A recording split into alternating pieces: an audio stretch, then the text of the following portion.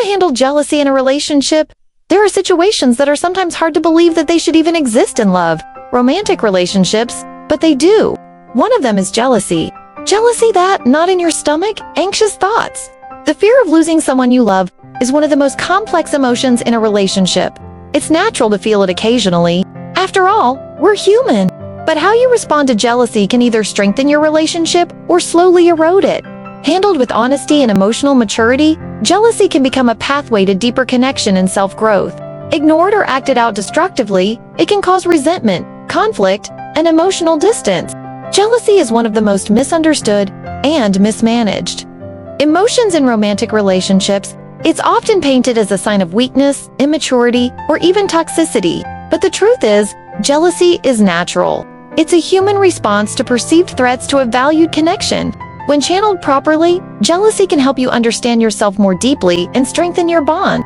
But when left unchecked, it can lead to resentment, control issues, or emotional distance. The goal isn't to suppress jealousy, but to understand, regulate, and respond to it wisely. What is jealousy, really?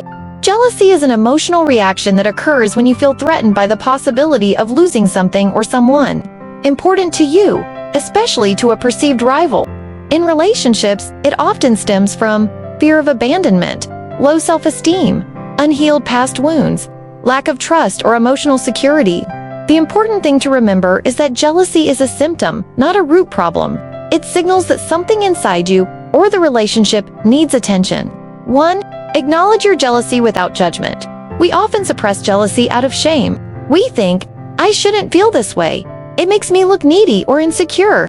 But denying jealousy only makes it come out in passive-aggressive behaviors or silent resentment. Instead, normalize it. Say to yourself, I'm feeling jealous, and that's okay. Let me understand why. This kind of self-awareness is emotional maturity. You're not weak for feeling jealous. You're human. 2. Communicate clearly and compassionately. Don't let jealousy fester in silence. But also, don't let it explode in accusations. Aim for open, non-blaming communication with your partner. Bad approach. Why are you always talking to that person? Are you cheating on me? Better approach. When I saw you getting close to that person, I noticed I felt insecure. It's not about you doing anything wrong. I just wanted to share how I'm feeling and talk about it. This shift from accusation to vulnerability invites dialogue, not defensiveness. 3. Look inward before looking outward. Before confronting your partner, check in with yourself. Am I reacting to this situation or to something from my past? Is my partner actually doing anything suspicious? Have I communicated my needs and boundaries clearly? Is my jealousy a reflection of my fear or their behavior? This inner work helps you separate real concerns from imagined threats. Understand the root of your jealousy. Different people get jealous for different reasons. Here are a few common roots. Insecurity, I'm not enough for them. Comparison, they'll find someone better. Attachment style.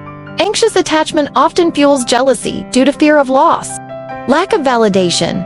If your emotional needs aren't being met, you may seek reassurance in unhealthy ways. Past betrayal, old wounds can reopen when current situations feel similar. Understanding why you feel jealous is essential to healing. 5. Strengthen your self-worth. Many jealous feelings stem from not feeling good enough. When you're secure in who you are, you're less threatened by outside forces. Ways to build self-worth: engage in activities that bring you confidence and joy. Set personal goals and celebrate small wins. Avoid constant comparison. Especially on social media, surround yourself with people who affirm your value. The more secure you are within yourself, the more grounded you'll be in your relationship. 6. Differentiate between boundaries and control. It's healthy to set boundaries in a relationship. It's unhealthy to try to control your partner out of fear. For example, saying, I'm not comfortable with you having late-night one-on-one hangouts with your ex is a boundary. Saying, you're not allowed to talk to anyone but me is control. The key is mutual respect. Boundaries protect the relationship, control suffocates it. 7. Rebuild or reinforce trust. Trust isn't built overnight, especially if it's been broken before. But you can work together to rebuild or strengthen it through consistency in words and actions, transparency about fears, needs, and behaviors, reassurance without enabling, shared values and open dialogue. Small acts of trustworthiness over time lay the foundation for emotional safety. 8. Address real red flags honestly. Sometimes jealousy is a warning sign. If your partner has a pattern of secrecy, flirts excessively with others, invalidates your feelings, or dismisses your concerns, it's worth addressing seriously. Your feelings are valid, but so is evidence. Don't gaslight yourself into silence. If something feels consistently off, seek clarity, not conflict. 9. Practice emotional regulation. Not every emotional reaction needs to be acted on. Pause, breathe, reflect. Try these grounding techniques. Journaling your thoughts before bringing them up, practicing mindfulness to reduce anxiety, engaging in physical activity to release tension, talking to a therapist or coach to have an outsider's perspective. Emotionally mature love isn't reactive, it's responsive. 10. Create a reassurance-rich relationship. Sometimes all we need is a little emotional reassurance, especially for partners with an anxious attachment style. Knowing they are loved, seen, and safe can go a long way. Ways to give and receive reassurance. Verbal affirmations. I'm committed to you. I value what we have.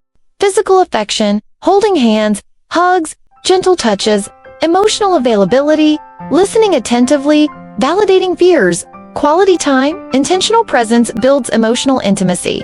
Reassurance isn't weakness, it's relational nourishment. Final reflections. Jealousy is a teacher. At its best, jealousy can shine a light on areas of personal growth, emotional need, and relationship depth. When faced with curiosity and compassion, jealousy can transform from a destructive force to a transformational guide. Let it teach you where your wounds are, what you need emotionally, what conversations you haven't had yet, where you can grow stronger together. In closing, jealousy is a messenger, not a monster. When you handle it with self-awareness, communication, and grace, it doesn't have to destroy your relationship, it can deepen it.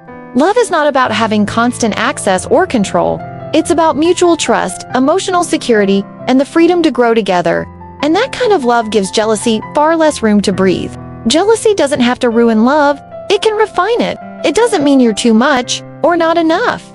It just means you care deeply. But healthy love can't survive in a space of constant suspicion and fear. It flourishes in a space of mutual trust, clear communication, emotional honesty, and so next time jealousy knocks on your heart, don't slam the door.